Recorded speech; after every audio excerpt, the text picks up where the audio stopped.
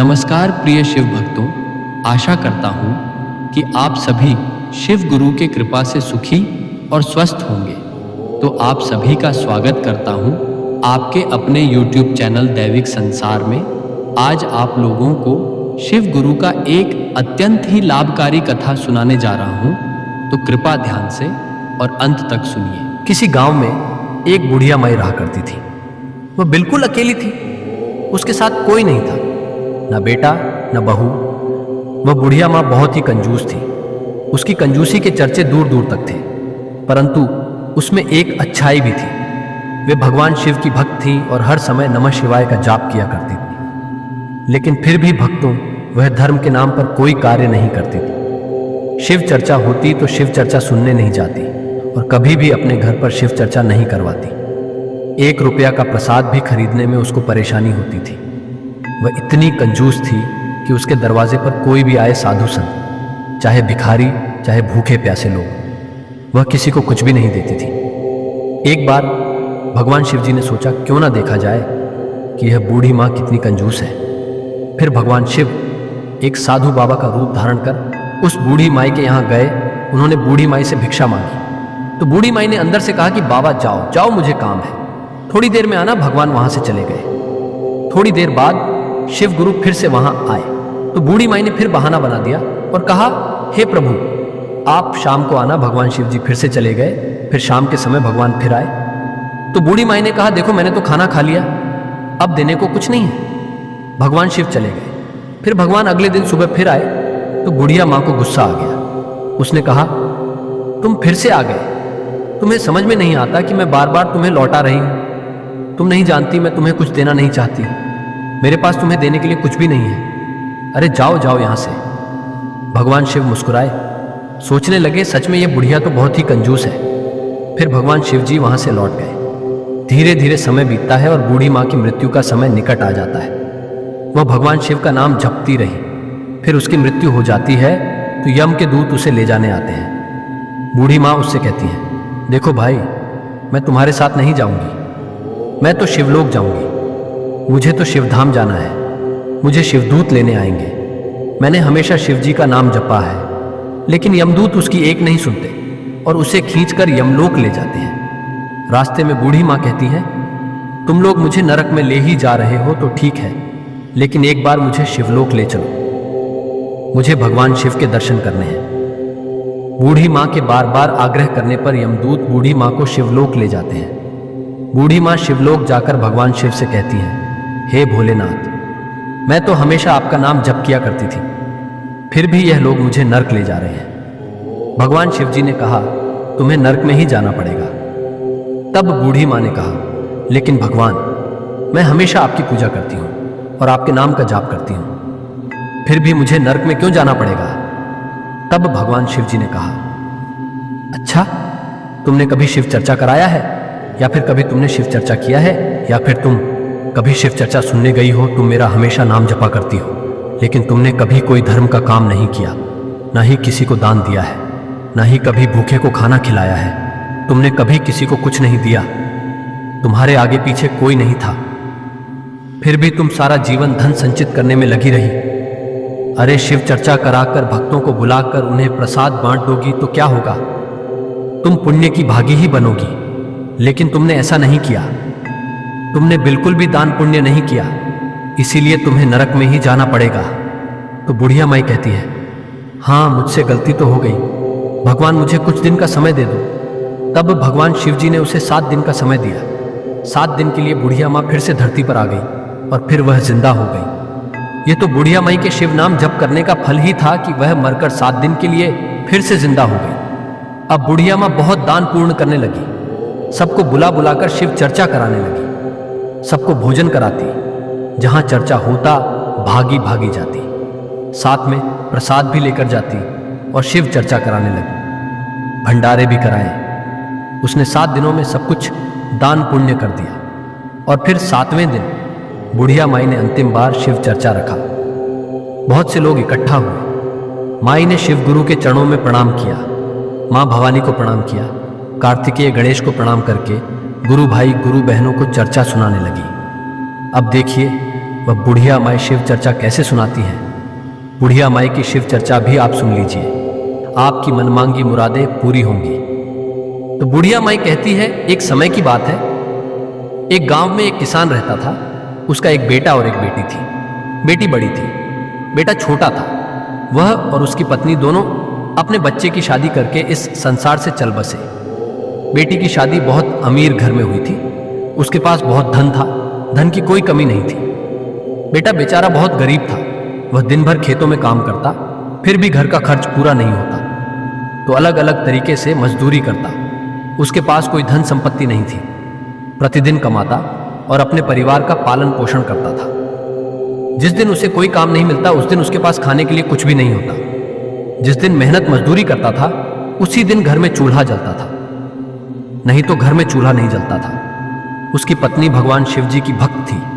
जहां भी चर्चा होता, शिव चर्चा सुनने के लिए जाया करती थी। प्रतिदिन भोलेनाथ के मंदिर में जाकर वहां पहले मंदिर की सफाई करती, भोलेनाथ की पूजा करती और भोर में उठकर ही भगवान शिव के 3 सूत्रों का जाप करती। अपना काम किया करती थी। घर की हालत चाहे जैसी हो, वह पूजा पाठ जरूर करती थी। इसीलिए गरीब होते हुए भी उसके बच्चे संस्कारी थी और वह थोड़े में ही गुजारा करके अपने पति के साथ बड़ी सुखी से रहती थी। उसके पति की बहन थी। अपने अमीर होने के कारण वह बहुत घमंडी थी। बहन भाई की गरीबी के कारण उसके साथ रिश्ता रखने में भी शर्मिंदगी की महसूस होती थी। उसे लगता था, मेरा भाई मेरे बराबर नहीं है। वह अपने भाई और उसके परिवार से मिलना भी पसंद नहीं करती थी। एक बार बहन की ननद की शादी थी। उसने अपने सभी रिश्तेदार को शादी के लिए न्योता दिया, लेकिन अपने भाई की गरीबी के कारण उसको न्योता नहीं दिया। अपने भाई को शादी में नहीं बुलाया। भाई को इस शादी के बारे में किसी और से पता चला तो उसे अच्छा नहीं लगा, परंतु उसने अपने पत्नी से झूठ बोल दिया कि मेरे बहन की ननद की शादी है, मुझे उसमें जाना है। तब उसकी पत्नी ने कहा, तुम्हारी बहन ने तो बुलावा भेजा ही नहीं और ना ही कोई न्योता आया है। हमें न्योता नहीं आया है तो हमें उसके घर नहीं जाना चाहिए। तो उसके पति ने कहा, नहीं नहीं, मेरी बहन ने न्योता भेजा है, इसलिए मुझे वहां जाना चाहिए। इस तरह अपनी पत्नी से झूठ बोलकर वह अपने क्षमता अनुसार उससे जो भी संभव हो सका कपड़े और उपहार लेकर अपनी बहन के ससुराल के लिए चल पड़ा। जब अपनी बहन के ससुराल पहुंचा तो उस पर किसी की नजर नहीं गई, परंतु जो उसकी अमीर और घमंडी बहन थी उसने उसे खिड़की से देख लिया। उसका भाई आया है, लेकिन वह उसे देखकर पीछे हो गई और सोचने लगी, मैंने तो भाई को शादी में बुलाया ही नहीं, फिर भी आ गया। उसे अपने भाई को अपने घर में देखकर अच्छा नहीं लगा।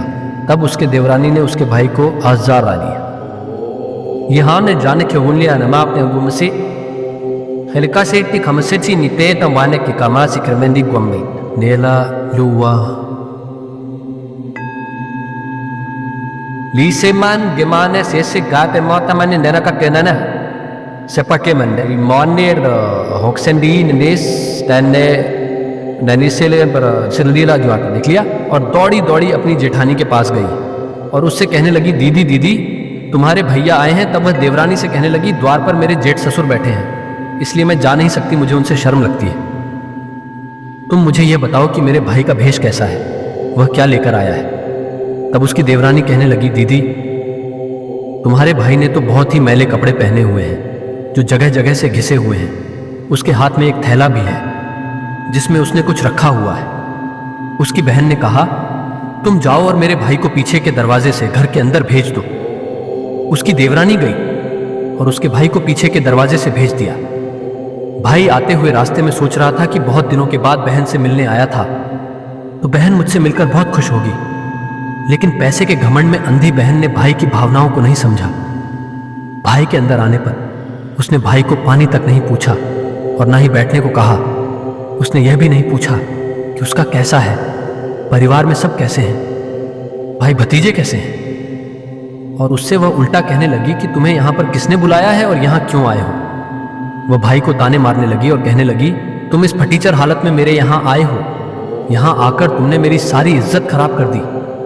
तब भाई कहने लगा, बहन मेरा तुमसे मिलने को बड़ा दिल था, इसलिए मुझे नहीं पता था कि तुम मुझे देखकर खुश नहीं होगी। बहन कहती है, ठीक है ठीक है, अब तुम आ ही गए हो तो मेरे साथ आओ। यह कहकर वह अपने भाई को एक कमरे में ले जाती है। उसे कमरे में बंद कर देती है और कहती है, जब तक मैं ना कहूं तुम इस कमरे से बाहर नहीं निकलना प्रिय भक्तों।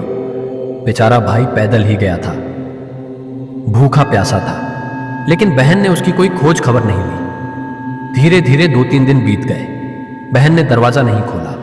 शादी में काफी रिश्तेदार आए हुए थे और घर मेहमानों से भरा हुआ था। मेहमान तरह तरह के भोजन पकवान खा रहे थे, लेकिन कमरे के अंदर भाई बेचारा भूख प्यास से तड़प रहा था। अब उससे रहा नहीं गया तो उसने दरवाजे को बजाना शुरू कर दिया। दरवाजा थपथपाने की आवाज सुनकर उसकी बड़ी बहन के भांजे की बहू ने दरवाजा खोल दिया। वह बिना अपनी बहन से मिले और बिना किसी को कुछ बताए चुपचाप पीछे के रास्ते से बाहर निकल गया। वह समझ चुका था कि उसकी बहन उससे मिलना नहीं चाहती और ना ही वह उसके साथ भाई बहन का रिश्ता निभाना चाहती है। उसे तो अपने पैसे का बहुत घमंड था, इसीलिए वह गरीब भाई की इज्जत नहीं करना चाहती थी। भाई बेचारा 2 दिन से भूखा प्यासा था। उसी हालत में वह वहां से निकलकर अपने घर की ओर चल दिया, लेकिन भूखा प्यासा होने के कारण रास्ते में जाते हुए उसके पैर लड़खड़ाने लगे। चलते चलते वह बीचों बीच में बैठ जाता है और फिर चल पड़ता है। ऐसा करते करते वह आधे रास्ते में आ गया और भूख प्यास के चलते अंत में जब उससे सहन नहीं हुआ तो वह बेहोश होकर गिर पड़ा। प्रिय भक्तों, अपने भक्तों का हमेशा ख्याल रखने वाले भोलेनाथ और माता पार्वती ये सारा दृश्य देखते थे। तब माता पार्वती ने कहा, हे प्रभु, ये तो बेहोश हो गया, इसकी पत्नी हमारी भक्त है, नित्य नियम से शिव चर्चा सुनती है, उसने शिव चर्चा भी कराया था, हमारी पूजा अर्चना करती है, हमारी पूजा के बिना भोजन नहीं करती, रोज भोर में उठकर 3 सूत्रों का जाप करती है। हे भगवान, उसका पति भूखा प्यासा है, भोजन पानी के बिना तो यह मर जाएगा, हमें इसकी मदद तो करनी पड़ेगी। अगर हम इसकी मदद नहीं करेंगे तो कौन करेगा? भगवान भोलेनाथ ने कहा, देवी आप चिंता मत कीजिए, हम इसके पास जाते हैं। भगवान भोलेनाथ ने साधु का रूप धारण कर लिया और मां पार्वती ने एक बूढ़ी औरत का रूप धारण कर लिया। उसके बाद वह दोनों वहां प्रकट हो गए। मां पार्वती ने उसका सर अपने गोद में ले लिया और बोली, बेटा आंखें खोलो। भगवान भोलेनाथ और मां पार्वती की कृपा से उसकी बेहोशी एकदम खत्म हो गई। उसने आंखें खोली। जब उसकी आंखें खुली तो उसने एक बूढ़ी मां को अपने पास देखा। वह उस बूढ़ी मां से कहने लगा, हे माई, आप कौन हैं? तब बूढ़ी माई ने कहा कि मैं इसी जंगल में रहती हूं। जब मैंने तुम्हें गिरे हुए देखा तो मैं तुम्हारे पास आ गई। बोली कि बताओ तुम्हें क्या परेशानी है? तो उसने कहा, हे बूढ़ी माई, मैं अपनी बहन से बहुत प्यार करता हूं। मेरी बहन की ननद की शादी थी, उसने मुझे शादी में नहीं बुलाया, लेकिन मैं भाई होने के नाते जाना जरूरी समझा। मैंने जैसे तैसे किसी से पैसे उधार लेकर जो भी मुझसे संभव हो सका वह लेकर मैं अपनी बहन के घर गया। लेकिन अब मेरी बहन ने मेरे साथ कैसा व्यवहार किया है मैं किसी को बता भी नहीं सकता। उसके बाद उसने अपनी सारी आप बीती बूढ़ी मां को सुना दी और रोने लगा और कहने लगा, जब मैं घर जाऊंगा तो मेरे बीवी बच्चे पूछेंगे, आप शादी में गए थे, वहां से क्या लेकर आए हो? मैं अपने बच्चों को क्या जवाब दूंगा? यह सोचकर ही मेरा जान निकले जा रहा है। तो बूढ़ी माई ने कहा, बेटा चिंता मत करो, थोड़ी दूर हमारे साथ चलो, वहां मेरा बगीचा है, बगीचे में तरबूज और ककड़ी लगे हुए हैं, तुम तरबूज और ककड़ी तोड़ लो और अपने थैले में भरकर अपने घर ले जाओ। तब वह बोला, हाँ मां, ये ठीक रहेगा। उसने बूढ़ी औरत की बात मानकर अपने थाल में तरबूजे और ककड़ी तोड़कर भर लिए और अपने घर पहुंचा तो उसकी बीवी बच्चे भागकर आते हैं। उसके बच्चे सोचते हैं जरूर पिताजी कोई अच्छी चीजें लेकर आए हैं, उनका थैला भरा हुआ दिखाई दे रहा है, बुआ तो बहुत पैसे वाली है, इसलिए बुआ ने हमारे लिए जरूर कुछ अच्छे उपहार भेजे होंगे। ये सोचकर बच्चे अपने पिता को घर ले गए। उसकी पत्नी हाथ में पानी का गिलास लेकर आती है और कहती है कि दीदी ने ऐसा क्या दिया कि थैला भरा हुआ है? तो कहने लगा कि जो भी दिया है, ये कहकर वह वहां से बाहर चला गया। उसकी पत्नी थैले को खोलती है तो देखती है कि उसमें तरबूज और ककड़ी रखे हैं जो बिल्कुल सोने की तरह दिखाई दे रहे हैं। ये देखकर वह बहुत आश्चर्य में पड़ जाती है कि ननद ने तो बहुत सारा दे दिया है, उसे अपने भाई का दुख और गरीबी देखा नहीं गया होगा, इसीलिए ननद ने इतना ज्यादा दे दिया है। जब वह तरबूज काटने लगी तो उसमें क्या देखती है कि तरबूज में बीजों की जगह हीरे मोती जमा है। जब उसका पति घर आया तो वह कहने लगी कि यह दीदी ने क्या दे दिया। उसका पति यह सोचकर शक में पड़ गया कि अब उसकी पत्नी कहेगी कि शादी में तो लड्डू, पेड़ा, बर्फी जैसे चीजें मिलते हैं, तुम ये खीरे और तरबूज लेकर आए हो। वह कहने लगा, ऐसा क्या दे दिया है उसने, मैंने तो देखा ही नहीं। तब वह बोली, जरूर दीदी को तुम पर दया आ गई होगी। देखो उन्होंने हमारे लिए कितना धन भेजा है, इतना धन भेजने की क्या जरूरत थी। जरूर उसने अपने भाई और भतीजे का दुख देखा नहीं गया। हमारी ननद कितनी अच्छी है, उन्होंने हमारी दरिद्रता दूर कर दिया। इस तरीके से वह बहुत पैसे वाले बन गए। अब काफी दिन हो गए। उस गरीब भाई ने यह राज अपनी पत्नी को नहीं बताया। उधर बहन ने यह जानने की कोशिश नहीं की कि मेरा भाई मुझसे बिना मिले भूखा प्यासा कहाँ गया, वह कैसी हालत में होगा। उसने तो उसे कोई दाना भी नहीं दिया। उसकी पत्नी तो यही सोच रही थी कि हम अपनी ननद के वजह से अमीर हुए हैं। एक दिन उसकी पत्नी अपने पति से कहने लगी, जब हमारी दीदी ने हमारे लिए इतना कुछ दिया है, हमारी दीदी जब तुम्हें इतना चाहती है तो तुम जाओ और उन्हें कुछ दिनों के लिए यहां लेकर आओ, और मैं भी कुछ दिन अपने मायके में घूम आऊंगी। तब उसका भाई कहने लगा, ठीक है, मैं अपनी बहन को ले आऊंगा। अब भाई के पास भी काफी पैसे थे। वह अच्छे कपड़े पहनकर तैयार हुआ और बहन के लिए अच्छे अच्छे उपहार खरीदे, और वह सब लेकर अपनी बहन के ससुराल की तरफ चल पड़ा। जब अपनी बहन के घर पहुंचा तो उसकी देवरानी ने उसे देखा तो वह उसकी बहन के पास गई और अपनी जेठानी से कहने लगी, दीदी दीदी तुम्हारा भाई आया है। तो उसने कहा, किस भेष में आया है? तो देवरानी कहने लगी, तुम्हारा भाई तो रेशमी कपड़े पहन के आया है, काफी सारे उपहार लेकर आया है। वह दरवाजे पर आती है और भैया भैया कहकर अपने भाई को घर के अंदर ले आती है और उसका आदर सत्कार करती है। यह देखकर उसका भाई सोचने लगा, बहन में कितना बदलाव आ गया है। जब मेरे पास कुछ नहीं था तो बहन ने मुझे पानी तक नहीं पूछा। आज मेरे पास धन दौलत है तो मेरी बहन मेरी इतनी खातिरदारी कर रही है, लेकिन उसने यह सब अपने मन में ही रखा। फिर वह अपनी बहन से बोला, बहन तेरी भाभी बहुत जिद कर रही है, कुछ दिन के लिए वह तुझे बुला रही है। तब बहन बोली, हाँ भाई, मुझे भी अपने मायके जाना चाहिए, बहुत दिन हो गए। मैं भी चलने के लिए तैयार हूं। और वह मायके जाने के लिए तैयार होने लगी। जब घमंडी बहन अपने भाई के घर आती है तो अपने भाई का घर परिवार और उसकी शान शौकत देखकर उसकी आंखें फटी की फटी रह जाती हैं। उसकी भाभी उसका खूब आदर सत्कार करती है और बहुत सेवा करती है, क्योंकि उसे तो यही लगता था कि उसकी ननद के वजह से वह अमीर हुई है, पैसे वाले हुए हैं, उसके दुख के दिन कट गए हैं। वह तो उसका सारा श्रेय अपने ननद को देती थी। अब उसकी ननद उससे जो कहती वह उसकी मुरादें पूरी करती, जो खरीदने के लिए कहती वह उसे खरीद कर देती। वह फरमाइश करती कि भाभी मुझे ये दिलवा दो, तो वह खुशी खुशी उसे वह दिलवाने के लिए ले जाती, उसकी पूरी फरमाइश पूरी करती।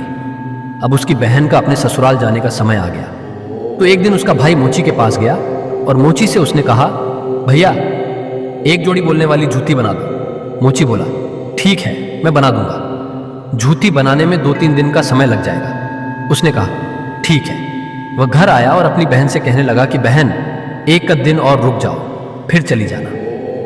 उसकी बहन 2-3 दिन तक और रुक गई। 2-3 दिन बाद जब जूती बनकर आई तो उसे देखकर बहन बहुत खुश हुई। जूती में बहुत मीनाकारी और कढ़ाई की गई, उस पर हीरे मोती लगवाए गए। ये देखकर बहन बहुत ही परेशान हुई और उस जूती को पहनकर जब वह चलने लगी तो उसमें से आवाज आती है। गरीब का कोई रिश्ता नहीं होता, गरीब का कोई रिश्तेदार नहीं होता। बहन भाई का रिश्ता भी अमीरी और गरीबी का होता है। बहन ने तो भूखे प्यासे भाई को घर से लताड़ दिया। गरीब का कोई रिश्ता नहीं होता, कोई रिश्तेदार नहीं होता। इस तरह से बार बार उस जूती में से आवाजें आ रही थी। ये बात उसके भाई की पत्नी ने सुन ली।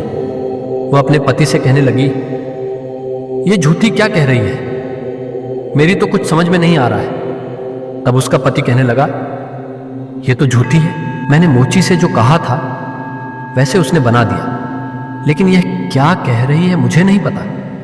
अब बहन का अपने घर के लिए विदा होकर जाने का समय आ गया। जब बहन विदा होकर जाने लगी तो उसको भी महसूस होने लगा कि उसके भाई और भाभी ने उसके साथ कितना अच्छा बर्ताव किया है। अब उसे अपने के पर थोड़ा पछतावा भी होने लगा। जब बहन विदा होकर चलने लगी तो उसने फिर वही जूती अपने पैर में डाली और झूठी बोलने लगी कि गरीब का कोई रिश्ता नहीं होता, गरीब का कोई रिश्तेदार नहीं होता। बहन ने अपने भूखे प्यासे भाई को अपने घर से लताड़ कर भगा दिया। अमीर बहन और गरीब भाई का कोई रिश्ता नहीं होता, कोई रिश्तेदार नहीं होता। अब बहन के दिल में भी पछतावा होने लगा कि मैंने अपने भाई के साथ कैसा बर्ताव किया है, और इतना कुछ होने के बाद भी वह मेरे साथ इतना अच्छा बर्ताव कर रहा है। अब उसके दिल में इस बात को लेकर बहुत पछतावा था और वह अपने ससुराल गई। अब उसकी भाभी अपने पति से कहने लगी, जरूर कोई बात है जो तुम मुझसे छिप रहे हो। तब उसका पति बोला, मैं तुमसे कोई बात नहीं छिपा रहा हूं। वह बोली, नहीं, तुम मुझसे जरूर कुछ छिपा रहे हो। तब पति ने बताया, जब हमारे पास कुछ नहीं था, मेरे कपड़े भी फटे पुराने थे, मैं अपनी बहन के ननद की शादी में गया था, तो बहन ने मेरा कोई भी आदर सत्कार नहीं किया। उसने मुझे एक गिलास पानी भी नहीं पूछा, मुझे कमरे में बंद कर दिया। 2 दिन तक भूखा प्यासा कमरे में बंद रहा। मेरे बहन के भांजे की बहू ने दरवाजा खोला, मैं वहां से निकलकर भागा। वहां से निकलने के बाद मैं बार बार यही कह रहा था कि गरीब का कोई रिश्ता नहीं होता, अमीर बहन गरीब भाई का कोई रिश्ता नहीं होता। वहां से निकलकर जब मैं चला तो जंगल में पहुंचा, बेहोश होकर गिर गया। तभी एक बुढ़ मैया और बूढ़े बाबा वहां आए।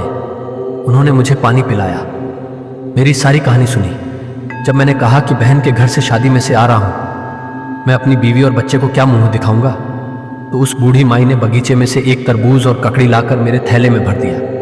वही तरबूज और ककड़ी घर ले आया था।